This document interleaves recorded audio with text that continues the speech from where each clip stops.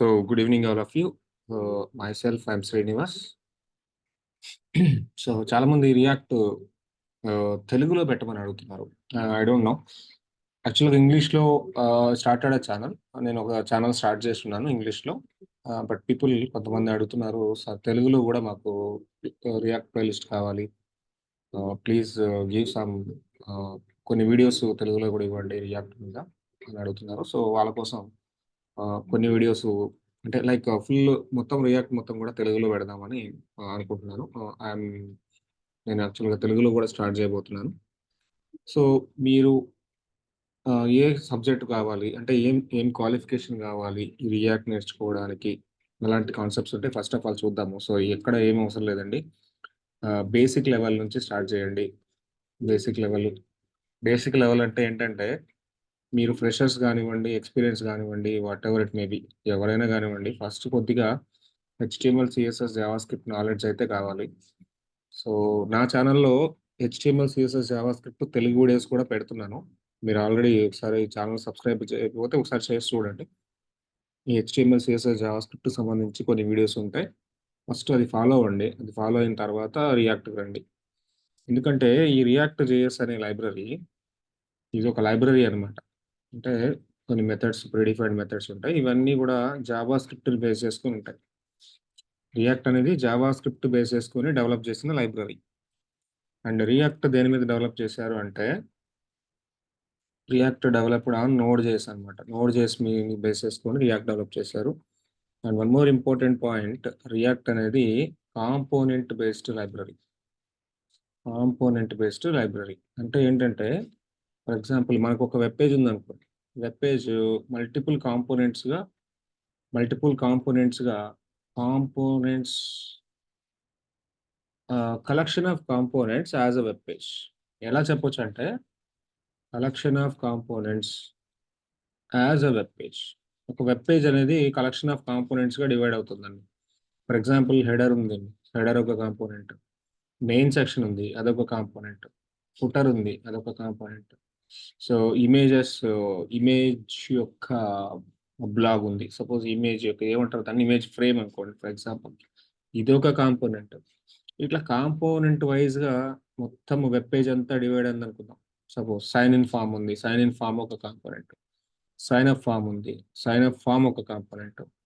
Okay. Product payment ఉంది. Payment payment gateway ఉంది కదా! ఆ పేమెంట్ గేట్‌వే అనేది ఒక కాంపోనెంట్. ఓకే.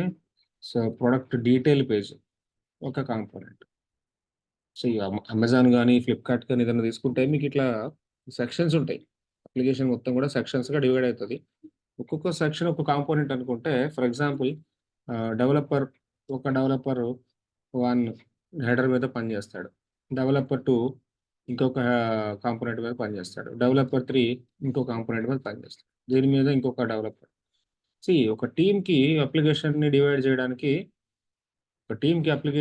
చేయడానికి చాలా ఈజీ. తర్వాత ఏం చేస్తాడంటే టీమ్ లీడ్ తీసుకొని ఈ పర్టిక్యులర్ కాంపోనెంట్స్ అన్నిటిని తీసుకొని ఒక మెయిన్ కాంపోనెంట్‌లోకి మైగ్రేట్ చేస్తాడు. సో, ఇట్లా ఏందంటే మెయింటెనెన్స్ అనేది అప్లికేషన్ యొక్క మెయింటెనెన్స్ గానివ్వండి, డెవలపర్ యొక్క డెవలప్‌మెంట్ మెయింటెనెన్స్ గానివ్వండి చాలా ఈజీ అన్నమాట react. At the same time react అనేది వర్చువల్ డామ్ అనే కాన్సెప్ట్‌ని ఫాలో అవుతది. At the same time react అనేది సింగిల్ పేజ్ అప్లికేషన్. అసలు రియాక్ట్ యొక్క మెయిన్ ఎజెండా ఏంటంటే ఇదనమాట. Single page application. Single page application అంటే ఏంటి? ఈ మల్టీ పేజ్ అప్లికేషన్ అంటే ఏంటి? ఇవన్నీ తర్వాత చూద్దాం. సో, నేను మళ్ళీ చెప్తాను ఇంకో క్లాస్‌లో మాట్లాడుకుందాం. సో, మల్టీ పేజ్ అప్లికేషన్ ఎలా పనిచేస్తది? సింగిల్ పేజ్ అప్లికేషన్ ఎలా పనిచేస్తది? We will discuss on this. ఒకసారి డిస్కస్ చేద్దాము. అండ్ వర్చువల్ డామ్ అనేది ఏంటి? అది కూడా ఒకసారి డిస్కస్ చేద్దాం. అసలు డామ్ అంటే ఏంటి? జావాస్క్రిప్ట్‌లో డామ్ అని ఉంటుంది కదా! ఆ డామ్ అంటే ఏంటి? అది కూడా మనం డిస్కస్ చేద్దాం. అండ్ దానికన్నా ముందు రియాక్ట్ యాక్చువల్లీ ఫాలోస్ ఏందంటే జేఎస్ఎక్స్ సింటాక్స్ అనమాట. రియాక్ట్ జేఎస్ఎక్స్ సింటాక్స్‌ని ఫాలో అవుతది. React follows JSX syntax. JSX సింటాక్స్‌ని ఫాలో అవుతది. అసలు ఈ జేఎస్ఎక్స్ అంటే ఏంటండి? జేఎస్ఎక్స్ అనేది జావాస్క్రిప్ట్ విత్ ఎక్స్ఎంఎల్ కోడ్ అనమాట. కామన్‌గా ఏంటంటే ఇంతకుముందు మనము హెచ్‌టీఎంఎల్‌లో జావాస్క్రిప్ట్ రాసేవాళ్ళం. ఇది నార్మల్ వెబ్ అప్లికేషన్. అసలు సింగిల్ పేజ్ అప్లికేషన్ కాకుండా నార్మల్ అప్లికేషన్ తీసుకుంటే హెచ్టీఎంఎల్‌లో జావాస్క్రిప్ట్ రాసేవాళ్ళం.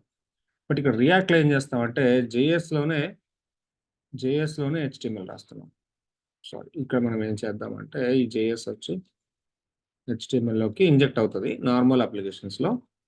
బట్ ఇక్కడ అలా కాదండి. రియాక్ట్‌లో అలా కాదు. జేఎస్‌లోకే హెచ్టీఎంఎల్ అనేది బైండ్ అవుతది. మళ్ళా ఆ particular JS components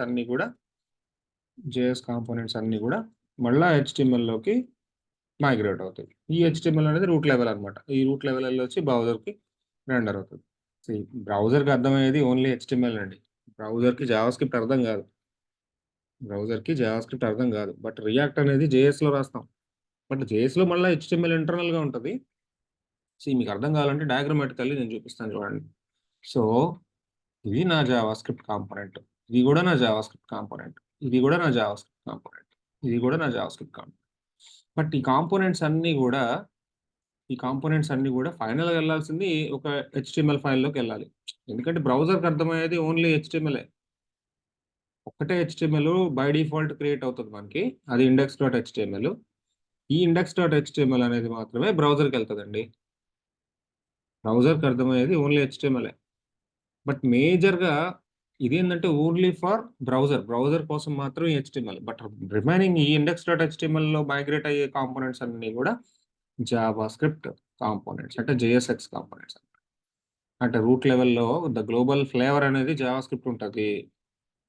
flavour of the component is JavaScript. అది ఒక ఫంక్షనల్ కాంపోనెంట్ గానివ్వండి, క్లాస్ కాంపోనెంట్ గానివ్వండి.